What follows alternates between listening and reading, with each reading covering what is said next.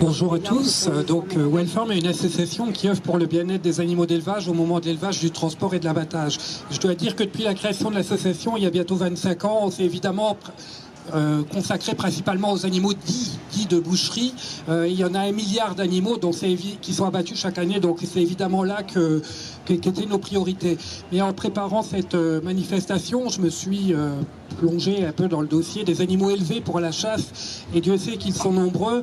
De quels animaux parle-t-on? De faisans, de perdrix, de sangliers, de lièvres, qui sont élevés par millions pour être lâchés. Alors ils sont lâchés pourquoi? Ils sont lâchés pour être tirés, ou ils sont lâchés pour repeupler, ce qui est dans les deux cas une complète hérésie. Alors il y a beaucoup d'animaux qui sont élevés en France, hein, c'est vraiment des millions pour la chasse, mais il y en a aussi énormément qui sont importés des pays de l'Est et qui sont relâchés pour le plaisir sadique de nos chasseurs. Alors les problèmes, parce que nous on s'intéresse surtout aux problèmes au moment de l'élevage et du transport.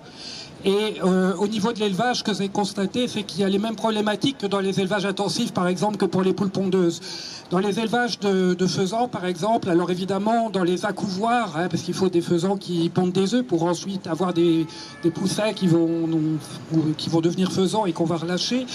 Dans les accouvoirs, on élève des faisans en cage, hein, comme dans les élevages en batterie, ou des perdrix. Et les œufs, quand ils éclosent, c'est des animaux qui vivent dans des volières qui sont surpeuplées. On observe là aussi des problèmes de cannibalisme, comme chez les cochons élevés intensivement, comme chez les poules élevées intensivement en cage, etc. Alors pour lutter contre ce phénomène de cannibalisme, un exemple, on leur met des lunettes pour obstruer leur vue et qui leur perforent les narines, ce qui leur impose des souffrances inacceptables. Et au niveau du transport, vous savez, c'est très compliqué de transporter des volailles, que ce soit des poules pondeuses ou des faisans ou des perdrix, parce qu'on ne sait pas comment les abreuver. Donc ces animaux subissent des transports longs, des transports où ils ne peuvent pas être abreuvés, ils ne peuvent pas être nourris correctement, ils sont stressés, d'autant plus parce que ce sont des animaux qui conservent des instincts sauvages. Et je connais une personne qui a fait un transport de lièvres depuis les pays de l'Est jusqu'en France, et il m'a dit, c'est un transporteur que je connais bien, il m'a dit à l'arrivée, il y avait une grosse partie de ces lièvres qui étaient morts avant même d'être arrivés. Donc voilà. Au niveau... ce que je voudrais dire aussi, c'est que j'ai été profondément choqué... Ah oui, pardon, je m'en mêle les pédales. Il y a un problème sanitaire aussi qui est grave et qui est posé par ces lâchers d'animaux. Il y a un problème en ce moment, c'est la peste porcine africaine. C'est une maladie grave parce qu'il n'y a pas de vaccin, il n'y a pas de remède pour cette maladie qui concerne tous les suidés, c'est-à-dire qu'elle concerne les cochons et les sangliers.